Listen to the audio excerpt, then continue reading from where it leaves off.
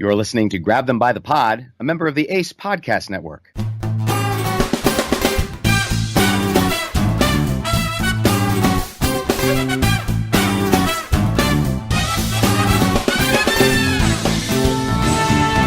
Thank you for joining us here at Grab Them by the Pod. Kevin, along with Jesse, as always, and we're here to talk Trump, talk Washington, and everything that makes this wonderful country tick. So, Jesse, what do you got for us tonight? Well, before we go into the show today, I had to bring this up. Today, they had a doctor come out during the press briefing, and they talked about Trump's physical. They went through everything, and he is the best in shape president of all time, according to. So they say he's 6'3", 239 pounds. I take issue with that. My brother is 6'3", and I asked him, I go, how much do you weigh? He goes, 238 pounds.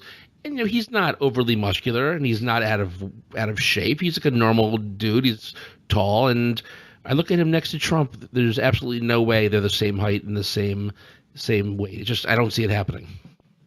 Your brother's only 6'3". I always took him for more like 6'7". He's a giant. Well, I'm fudging the facts a little bit. He's 6'3.5", he said, but I go close enough for government work. I guess I've only seen him in shoes. Yeah, and he is relatively svelte, so it makes him look even taller, I guess. By the way, Trump's license says he's 6'2", so he actually gained an inch as opposed to losing an inch. So he must have the reversed osteoporosis, if that even were to exist. Or he's wearing really tall inserts in his loafers. No, Trump is the tallest. He's the best. We all know this. He runs a sub-4 mile too, right? Yeah. All right, on to the serious stuff. And even though it is kind of a crazy topic, it is very serious. Last week, Trump held a bipartisan White House meeting on immigration because they got to get this DACA stuff taken care of. And apparently he called Haiti, El Salvador, pretty much every African country, excuse my language, a shithole country. He doesn't want immigration coming on in from these countries. He wants immigrants coming in from countries like Norway. Huh. What do they look like in Norway, Jess? Well, if you asked his Secretary of Homeland Security, she is unaware if Norway is mostly white, which that's doesn't take a genius to figure that out. All this came to light, by the way, after Senator Dick Durbin, he was in the meeting, told the press about it. He said the president said things which were hate-filled, vile, and racist, but I cannot believe that in the history of the White House, in that Oval Office, any president has ever spoken words that I personally heard our president speak yesterday. I know it's the right versus the left, and we have Democrats versus Republicans, but I don't think Durbin's wrong to be kind of sickened by hearing those words come out of his mouth. It never ceases to amaze how the president can denigrate the sanctity of that Oval Office and his position as president. But yet again, here we are with another comment, another off-the-cuff remark from Donald Trump that makes us shake our heads, and can only imagine what it makes those in the countries that he is accusing of being this way, what it makes them think. Nothing good. And I mean, this isn't just a left versus right thing. Senator Lindsey Graham, who is a Republican, and he was in that meeting, actually said, following the comments by the president, I said my piece directly to him. The president and all those attending in the meeting know what I said and how I feel. Now, he didn't actually say the words that Trump said, but following up on those comments, Senator Durbin said that for Graham to confront the president as he did, literally sitting next to him, took extraordinary political courage, and I respect him for it.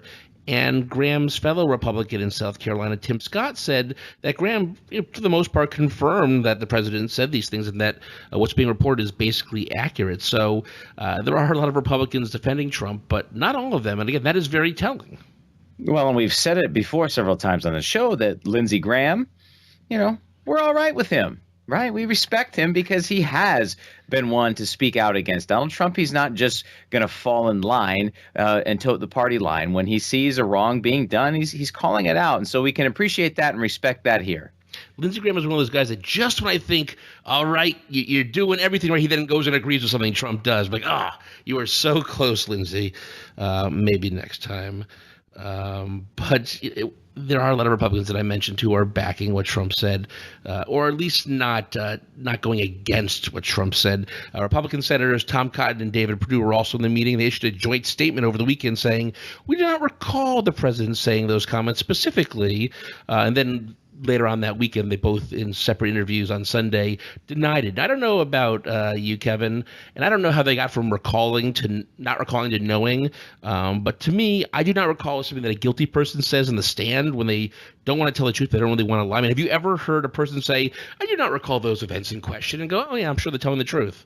Well, yeah, I've heard Jeff Sessions say that back during his confirmation. He did a lot of that, not recalling, if I recall.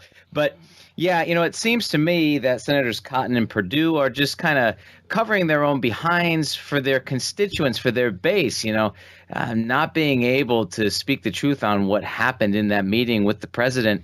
It's awfully fishy to me. And I, aside, all partisan politics aside, I mean, something happened in that room. Otherwise, you wouldn't be getting mixed stories here from both sides of the aisle. So for them to not be able to recall to all of a sudden they know with certainty that word wasn't said, that brings up some suspicion. And while I don't probably agree with his politics, I actually met and had a nice conversation with David Perdue's father, Sonny Perdue, when he was governor of Georgia. He came and testified before the Senate Finance Committee, and he seemed like a nice guy. And I just want to say, David, what would Daddy think with you lying? Although, he was a politician too, so maybe he gets it. Never a better name for a Southern politician than Sonny Perdue. Are you into chicken? Like, what's going on there? I did actually do like a Graham today or on Monday, kind of took a shot at those two and said, his memory hasn't evolved. He knows what was said and they know what I said. And again, that's good. He's sticking to his guns. I guess he's being a good Republican and not necessarily outwardly attacking the president, but he's basically saying that I didn't stand for that nonsense, and I won't stand for that nonsense. And I would have loved to have been a fly in that wall to see exactly what he said, how harsh he actually was. Well, the president has all but admitted that something happened. He won't, he's denying the fact that he used the particular word, but he said that tough language was used. The craziest thing came out, I read, I think it was the New York Times, maybe it was a Washington Post, reported that, Cotton and Perdue are not lying because they heard him say shithouse and not shithole. So while denying it, they were actually telling the truth in a weird, messed up way. Okay, so shithouse, shithole, it's semantics. And if that's really what we're going to argue over, for the sake of the country here, we need to get to the point of it all, which is that a president of the United States cannot behave in such way, should not behave in such way that lowers the esteem of the office. And like you said, Trump is saying that he did use tough language. They didn't use that. Of course, no one loves the Haitian people more than he does. No one, blah, blah. We hear the same thing all the time. And then he tweeted out that he called Senator Dickie Durbin, and said that he totally represented what was said at the DACA meeting, which is ridiculous because they're saying he didn't use those terms but used tough language. It doesn't sound like he totally misrepresented. At best for Trump, he kind of misrepresented what's going on there. And then he said deals can't get done with no trust. DACA's dead basically because of Durbin. We all know that Democrats have been fighting for DACA for a long time. And it's really been this White House that has been standing in the way, at least for the past year or so, to get this deal done. Well, a funny thing about trust in your government, Donald, your pal Richard Nixon kind of killed the notion of trusting your government and taking it at its word. So we're long since past that. We should be looking critically at what you are doing and what's going on here, and we are. And so, therefore, not everything's going to spin your way all the time. And I'm not new to D.C. I'm not new to politics. I know we don't like seeing how the sausage gets made, and I'm sure there's a lot of colorful language that happens between senators or congressmen or even the president behind closed doors. But if you're going to say stupid things like that, make sure everybody in the room either usually or is too scared to say anything. You shouldn't say it in mixed company, which he did, and is why it came out. It would be interesting to see that if Graham would have said anything, if Durbin had it. Probably not. but he probably still would have said something to Trump himself. But the bigger issue here is what people are seeing when it comes to this. It's really coming across as racially charged. I mean, look at the countries he said he doesn't want people to come from. Look at the countries he does want people to come from. It's basically brown and black immigrants, bad. White immigrants, good. And Trump's past comments don't help this. I mean, he has had a spotty at best record when it comes to race relations over the past 30, 40 years. So this is just really pushing people in a direction they were probably headed in already. Right. From lawsuits over rental discrimination in New York City in the 1970s to the Central Park Five in 1989 and to Mexicans being rapists in 2016. The guy does not have a clean record when it comes to this. So anytime he uses his position as president to make one of these types of comments, we should look at it skeptically. It's hard to give him the benefit of the doubt at this point. And I think it's important to note that he's taking the negatives of countries and putting it on its citizens, on its people. Kevin, you and I were fortunate enough, just by sheer luck of who our parents were and where we were born, to be born in America, to live in one of the greatest countries in the world.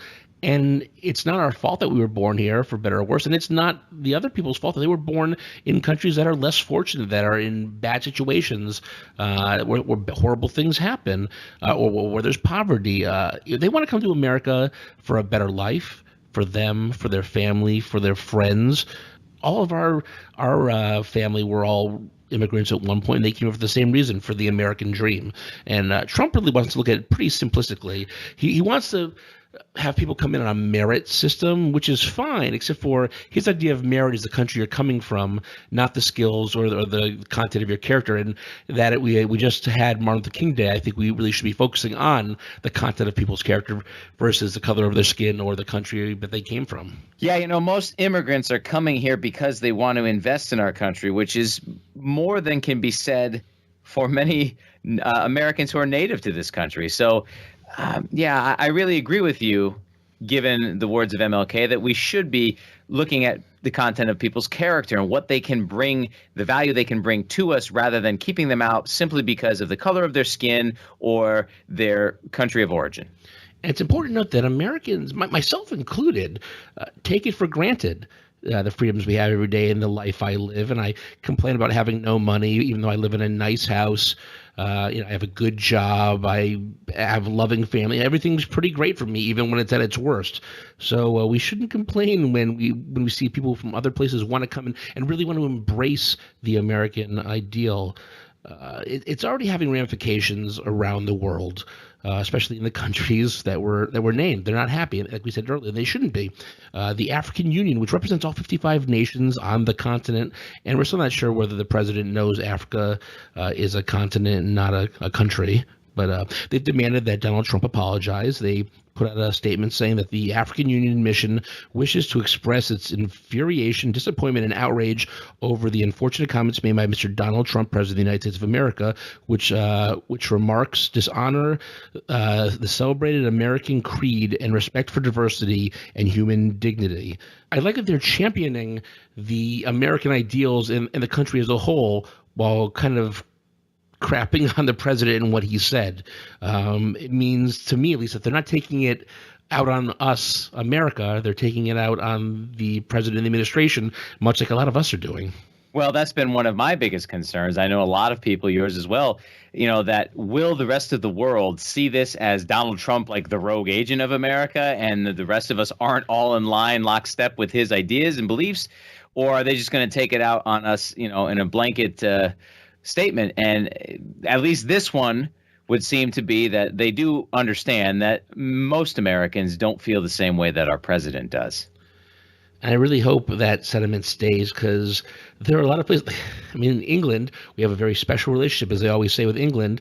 And the president just canceled his trip to London, and he blamed Obama and the embassy. And it was basically because he was going to get protested, and the mayor of London doesn't like him because Trump has talked a lot of trash about him. So we want to keep these relationships, and I think it's a very real possibility that the next president will have to go on an apology tour around the country saying we're sorry for the previous president, which is unprecedented and frankly a sad state of affairs. Yeah, that London embassy, that bad deal, quote unquote, as the president called it, the one that was initiated under George W. Bush, but yet he gave all the credit for that bad deal to President Obama. But that's right out of his playbook. It didn't cost what he said. It's for safety reasons. Like, there's a million reasons, or maybe at least 10 reasons why the embassy was moved. But yeah, these facts mean nothing to the current White House. So some Republicans have spoken out, as we said earlier, with Lindsey Graham. I mean, it hasn't been a wave or anything, and even the people who have spoken out really hasn't been, with real anger. Mitt Romney, who will be running most likely for Senate in Utah in the coming months, said that Trump's comments were inconsistent with America's history and antithetical to American values. Paul Ryan called it unfortunate and unhelpful, which, yes, it is both of those things, though he could have said it with a little more anger in his voice rather than kind of that monotone stare that he gave during the interview. He could barely look into the camera. Paul Ryan, I've lost all hope in, that's the best you can do. Unfortunate and unhelpful. I mean, here's the problem. I mean, come on. We've excuse the language. We've been talking about Trump's marks as shithole countries. Ryan's real problem is that he's had to eat a shit sandwich that was served to him by the president. I mean, he was no fan of the president before he came in here, and he's been forced to grin and bear it to get things passed. They got their tax bill passed. That's like his dream. So I don't know why they still support him so heavily. I mean, yes, party loyalty to a certain degree, but you've gotten really what you wanted. There's no need to have the blind loyalty and just take the hits that are coming. I mean, things. We've mentioned this in previous podcasts. Things look horrible for the 2018 midterm elections, and they don't show any signs of getting better anytime soon. It's people like Romney and people like Paul Ryan who are going to have to distance themselves from the president if they want to have any hope of being successful in 2018. Well, and they need to have the political courage and the fortitude to, put the country before party and stand up for what's right. And I think that in the long run, that's going to serve them better. But right now, they're too afraid to actually do that. And that's discouraging at best. And look at someone like Jeff Flake. Guy's not perfect. There's a lot of things he stands for that I disagree with, but my opinion of him is much higher now than it was a few months ago. He's been standing up to the president and really saying what I would imagine a lot of people in his party are thinking right now. And yeah, he's not running for another term, so he really has the freedom to do that. But someone with my political views I would imagine, would be much more apt to vote for someone like Jeff Flake when they see them standing up to some of the crazy things that Trump does. It's not about being for or against conservative principles. It's being against things that are just plain wrong and shouldn't happen in the White House. Yeah, I feel like I'm adding another verse to the John Lennon song Imagine, but imagine if, we had term limits and campaign finance reform and politicians were able to actually speak their mind, their conscience, and represent constituents without feeling the pressure of getting reelected. I used to be against term limits, but I've become a little more in favor as things go past. And, it doesn't just be crazy, but maybe like 10 terms for the House, that's 20 years, maybe 4 terms for the Senate. That's still with 24. I mean, that's plenty of time. I was in the Senate when people like Robert Byrd and Strom Thurmond were there. I saw them being moved around the Capitol by their handlers and how these guys, not to be speaking of the dead, were basically dead men walking.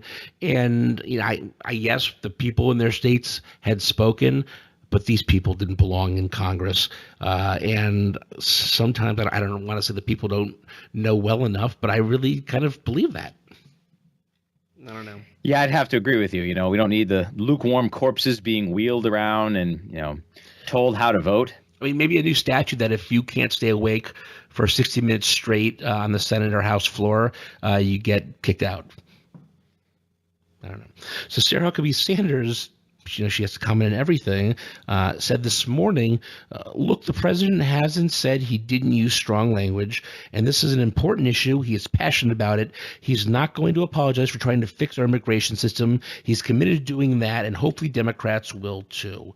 It's just more spinning by Sara Huckabee Sanders, and quite honestly, I will give her credit in that she's better at lying with a straight face than Sean Spicer ever was. And so she probably has job security, at least for the moment. So the takeaway from that is that if you're passionate about something, you can say all kinds of derogatory and distasteful things, and it's okay. Yeah, I'll remember that next time at work when I, want to use four-letter words at something. I'm sure everything will just be fine. I'll just say, hey, the president did it. Where did you learn to do that? I learned it from watching you, Mr. President. We are children of the 90s. So all of this spun out of a simple meeting. Well, I guess not simple meeting about DACA. It's going to be a big issue in the beginning of this year, and as we've mentioned before, DACA stands for the Deferred Action for Childhood Arrivals. This whole scandal came because they're trying to come to a consensus on a bill to pass to take care of everything. In the past, Trump said he would sign a clean DACA bill, although it turns out that I don't think the president knew what clean bill meant, which pretty much anybody in Washington, D.C. Should know within their first couple of months down there.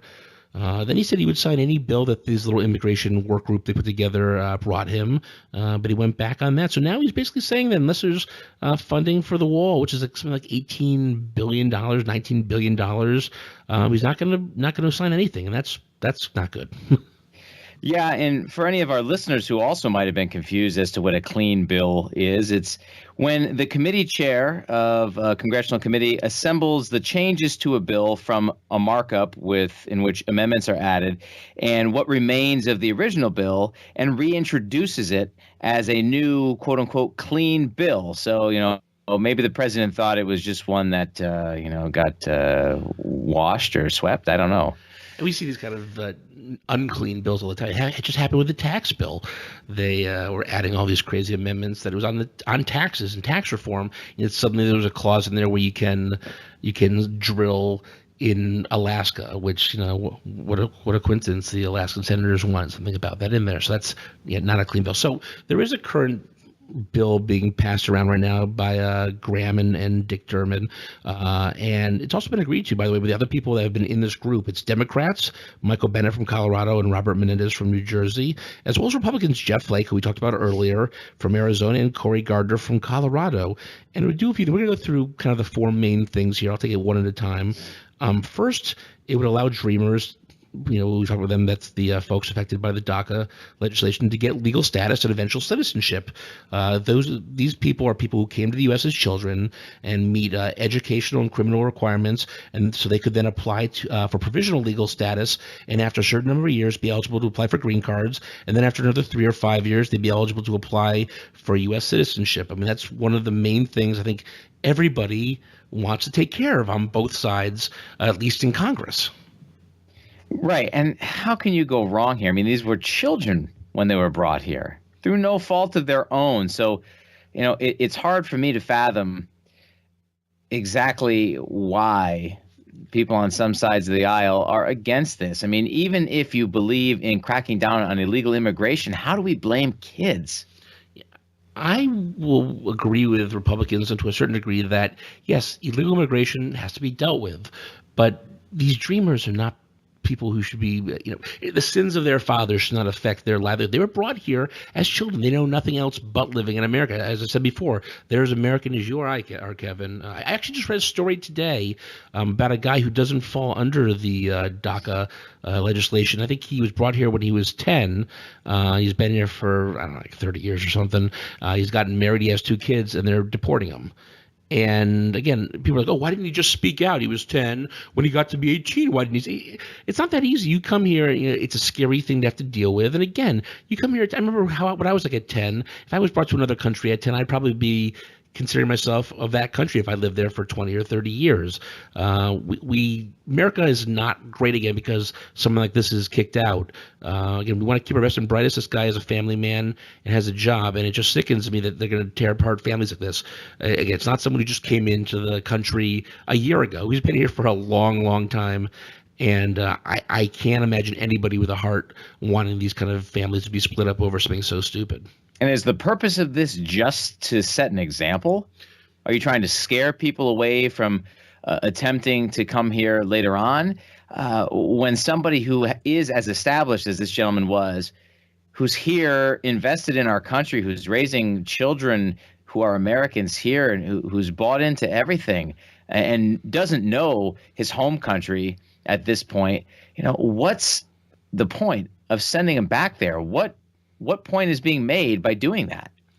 I mean, presidents of both parties have, for lack of a better word, looked the other way on things like this in the past, and they want to make points, and it's just real sad this is the kind of point they want to make. So, all right, so the other thing that the bill will do is it would prevent chain migration by preventing dreamers from sponsoring their parents. It's something that the president keeps tweeting about, chain migration. Parents of dreamers would be allowed to get a form of legal status that could be renewed every few years, but it wouldn't actually make them eligible for green cards, and they wouldn't be able to get a green card through their children. This proposal would give them it's kind of like a form of legal status to bridge a gap until they become citizens through the normal process. So they kind of have to go back to the beginning of the line, but they're allowed to kind of stay in the country while that happens. And again, I think there's nothing wrong with that. I don't see why either side would be against that.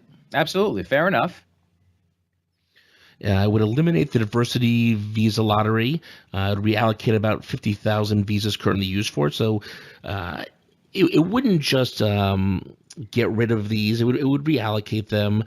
Some of them would go to immigrants from underrepresented countries, and other visas would be to immigrants who currently have temporary protected status, opening the door for them to apply for green cards. So again, it's changing these around in a way that should make the president happy, but leaving enough on the table so that the Democrats aren't upset either. Well, I want to talk about temporary protected status for a minute, Jess, since you brought it up, because these are the immigrants. Many of them are from the countries that the president was referring to with his remarks.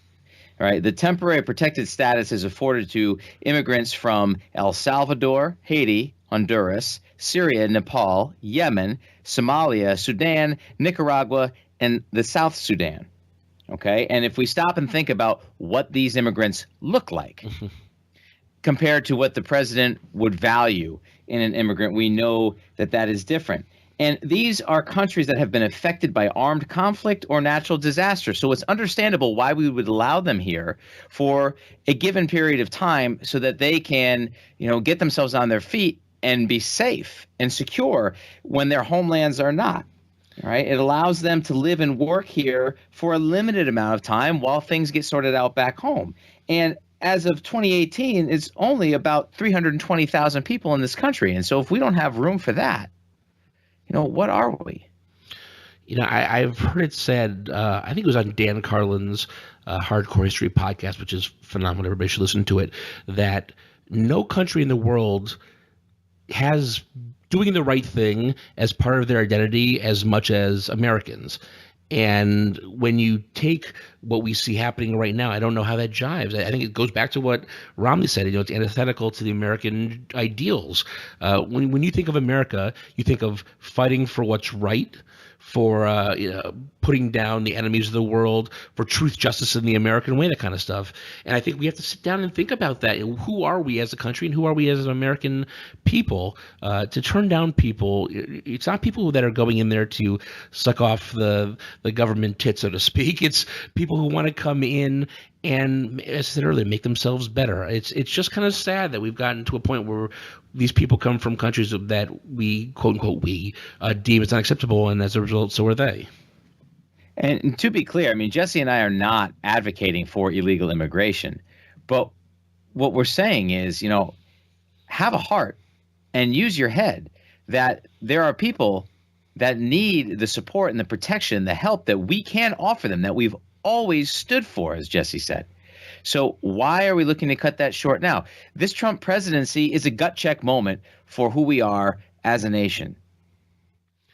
Go back and listen to the episode. I forget which episode it was when the travel ban was going up. We talked a lot about what Statue of Liberty, what it stood for, and again, the American ideals there.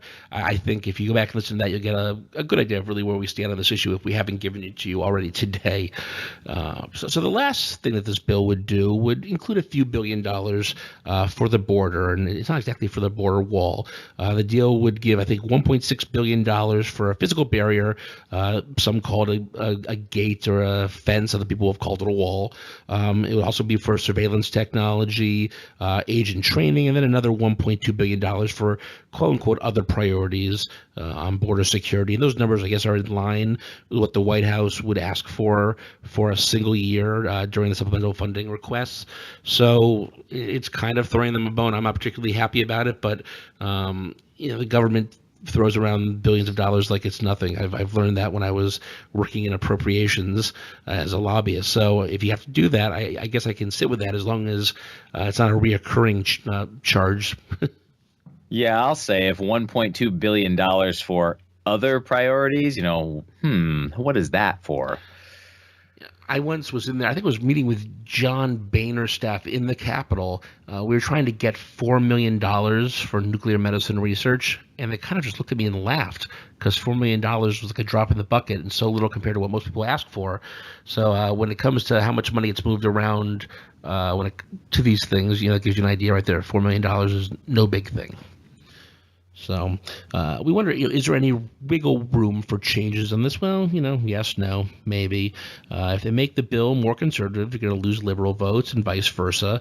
Democrats are also already kind of frustrated that the deal gives Trump any funding for the wall, and Republicans are kind of concerned that it doesn't provide enough money for the wall. So you're kind of in an area that we would call satisficing, I believe, where nobody's happy, but everybody can live with it, and that's part of what makes Washington, D.C. and Congress work. So I think President Trump just has to suck it up and sign this bill if it comes to his desk. Yeah, and unfortunately, he's of the mindset of, give me everything I want or I'm taking my toy and going home. And clearly, he hasn't figured out exactly how Washington works yet. Yeah, what's going to happen is the government's going to shut down. And the lack of a DACA bill is going to lead to Democrats possibly withholding their votes on the spending deal. Paul Ryan will have to convince both defense hawks and the Conservative Freedom Caucus to vote on another short-term spending deal, which isn't going to make them happy. And if the government shuts down, which the president keeps saying is going to hurt our military, no one's going to win. It's going to look bad, although the Republicans have both chambers of Congress and the White House. So in the end, the buck would stop with them. Yeah, and can we please think of those poor National Park Service rangers and how they'll be out of work and, Jersey barriers up around our favorite monuments in Washington, D.C. It's not worth it for crying out loud. Keep the government up and running. Stop putting your petty partisan bickering in front of what is good and what is right. I'm going to share a little secret, Kev. Congress doesn't really shut down. Back in 2013, I was actually it happened right around my annual Capitol Hill flying day, where I had doctors and technologists from all over the country flying in to go meet with members of Congress, and we learned that while the front offices were shut down with the lights off, everybody's still working in the back office. We just walk in and meet with them, and no big deal. So things, at least in Congress, are happening. But again, like you said, if I want to go see if that World War II vet who may not have too many more years left in him wants to visit the World War II monument and can't because of that, well, again, that's going to be on the Republicans because they have the power. So,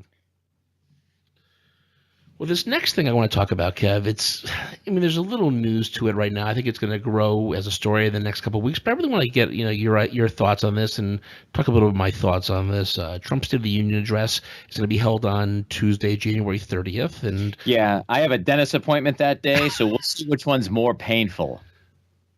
I can guarantee it'll be the State of the Union, don't worry. And I'm not throwing that out just at Trump. State of the Union's most of the time just suck, and I'll get into that why in a few. But several Democrats like John Lewis, Maxine Waters, people who have been outspoken critics of Donald Trump, are announcing that they're going to be boycotting. And I want to say personally, I don't think it's a great idea. I think we need to be there for an opposition. There needs to be an opposition there to his policy and, more importantly, his rhetoric, what he says about our country, what he says about the world as a whole. Running away is not the answer. I know they're not actually running away. They're doing it as a form of protest, but I think we need to see them. Yeah, as we said in last week's episode in regards to Stephen Miller being cut off by Jake Tapper of CNN, while we may find them vile and dishonest, reprehensible, we can't just shut them out, or we run the risk of being called biased and adding fuel to their fire and the accusations they make about the media being fake news. And I think you and I, we automatically think that everything Donald Trump is going to say in this we're going to be against just because it's Donald Trump. And that's not how it was necessarily when it first started out. But the way he's kind of groomed us over the past year is that we think he's going to say things are outrageous. It's not crazy to think that he may use that platform to call Democrats losers, talk about fake news. say, hey, Kim Jong-un, I double dare you to shoot a bomb on us. We'll see what happens. These are the things that have really come to light over the last year, and that could happen on a day where, I mean, he's going to be in the House chamber. He's going to have roughly 535 members of Congress there. He's going to have all of his secretaries, his cabinet, the Supreme Court. And when all these people in the world and the country is watching, I'm afraid of what our president will say. And I think, like I said, I think we have to have people there showing that they're fighting against him, but doing it in a way that we think is proper. I mean, there's a certain way things have happened for a long, long time, and we may not have liked them previously, but now we recognize that it's the proper way to do things. Right. And it's sad to believe that this is where we are, but, using last year's speech as an example, right? Last year, although unofficially, not officially the State of the Union address, it was a joint address to Congress. The president did things like using Karen Owens, the widow of Senior Chief Petty Officer Ryan Owens, who was killed during the botched military raid in Yemen, as an example during the speech, or saying that Obamacare was collapsing, or calling some immigrants bad ones, or blaming NATO partners for not paying their fair share. I mean, that was relatively tame compared to the things he said within the last year. So who knows what he might say in this upcoming State of the Union address. I can't believe it, but I miss the days when the worst thing that happened was Congressman Joe Wilson, you lie at President Obama. I mean, the State of the Union could be that on steroids now, although he could be, instead of one member of Congress telling the president that he lies, it could be the president telling half of Congress that they lie. And it's crazy to think about, but not out of the realm of possibility. Again, we deal in truths and what has happened. So, we're just going based off of what we've actually seen. We're not making it up. And I'm going to give everybody some advice, and I'm probably not going to follow my own advice, but do as I say, not as I do. Don't watch State of the Union. Read it later on. If you don't see the people laughing and clapping or grimacing or sulking, and you just read the text, you get a real idea of what he's actually saying and what's being conveyed there. We all have emotions, and we judge what we see and what we hear. But if you just read it, I'm telling you, you'll have a better idea of exactly what is going to be happening in this country in the next year. Well, don't watch it unless, of course, you want to see Sheila Jackson Lee, representative from Houston, Texas, staked out by the door where the president comes in through. Although, I don't know. Well, she's not doing that anymore with President Trump, I would think. I really want to see where she ends up. I used the biggest joke. First of all, she was many years in a row voted the meanest member of Congress. There's some good articles on it. You should look it up. Yeah, she was. I used to joke that she would have an intern give him a bucket to go to the bathroom in, and maybe like a pack of energy bars, and just tell him to sit there for a week straight, securing her spot to be able to shake President Obama's hand. Something tells me maybe she won't be in the same spot, and if she is, it won't be quite as friendly. Although, she's all about getting the press, so who knows?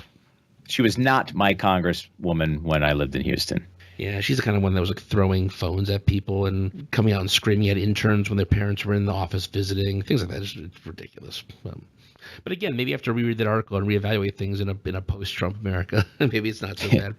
So the hits keep on coming for Steve Bannon. The former White House chief of staff was subpoenaed last week by special counsel Robert Mueller as part of his federal probe into the Russian interference into the presidential election.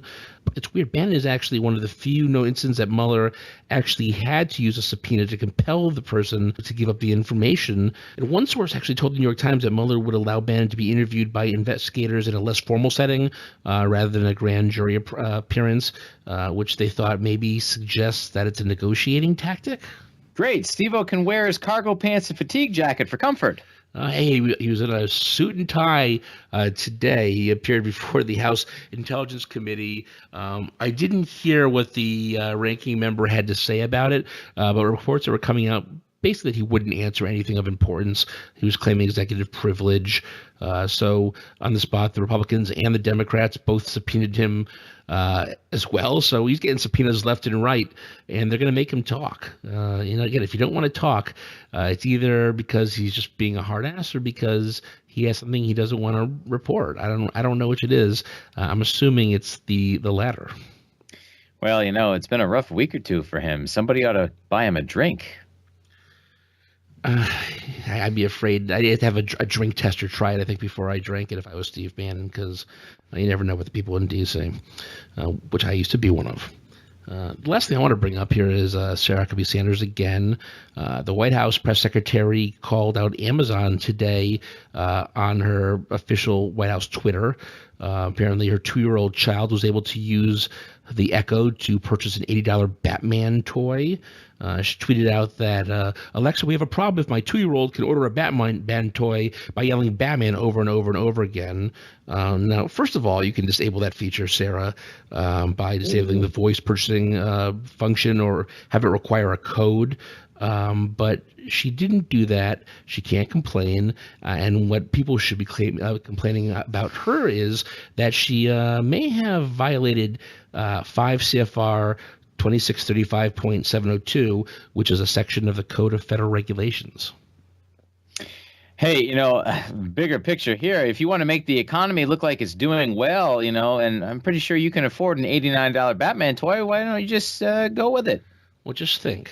Alexa, Amazon, Jeff Bezos, Washington Post, fake news. And again, it's not crazy to think that that's a connection that she's coming on personally. I mean, he's bashed the Washington Post and Jeff Bezos on Twitter before. So is this a stealth campaign against him? Maybe.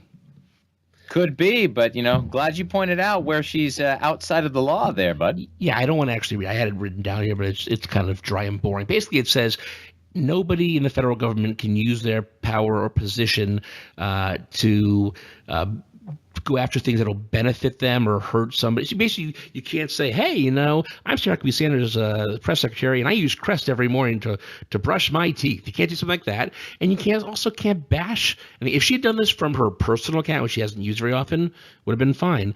But this this is the one that was used by Obama's press secretary. It was used by Sean Spicer. So it's nothing they just made. It's been handed down. It's validated. It's the official White House thing. So this is no different than when Kellyanne Conway was giving a White House interview and said something like, oh, you should buy Ivanka's clothing line. Like, you can't do that. It was just against the law back then as it is now. But, knowing, I'm not saying they go to jail, but they just slap on the wrist, but nothing happens because they don't care. Right. Something to hold them accountable. We have these laws and we have these codes of regulations for a reason. Damn it. Someone listen and someone do something about it. All right, Kevin, what do you have for Kevin's Corner? Well, Jesse, just when it seems the President of the United States can stoop no lower, he is accused of using a vile and derogatory term such as shithole to describe several countries from which our nation receives immigrants. It's no surprise that these countries produce immigrants who do not have fair features such as blonde hair, blue eyes, and light skin, such as the inhabitants of Scandinavian nations like Norway, the president's preferred immigrant homeland. When we look at Donald Trump's track record of race baiting and animosity, coupled with an attempt to block immigrants from 7 specific countries where the culture, customs, and religion differ from his own, comments like the one made this week continue to shed light on the president's character and his lack of belief in what is one of America's most sacred ideals. What the president should know is that despite any difficulties a country may have, no individual should be defined by where they happen to have been born. We should welcome any and all people who choose to make America their home and who choose to give up everything they have ever known to invest in this, the greatest democratic experiment the world has ever known. There is no telling what we stand to lose, from the arts to the scientific discoveries and medical miracles, by closing our borders to those leaving troubling circumstances in their native lands. We must fear not those who are different in appearance, for those who choose to call this their home are Americans at heart. Very nicely said, Kevin. As always. I want to point out before we end this episode that Sunday, Kevin, is the year anniversary of us coming up with the name Grab Them by the Pod. Of course, Monday will be the 1-year anniversary of me getting the flu and being violently sick for a week or so and losing my voice for 2 months. So, well, I remember it like it was yesterday, sitting on your couch watching Sean Spicer get all worked up about crowd size. Man, to be back in the days when the press secretary talking about crowd size was the worst thing we had to worry about, man. Oh, well. Well, thank you all for sticking with us through this new year, and we look forward to bringing you a full year of wonderful episodes. And until next time, remember that I'm Jesse, this is Kevin, and goodbye. Later.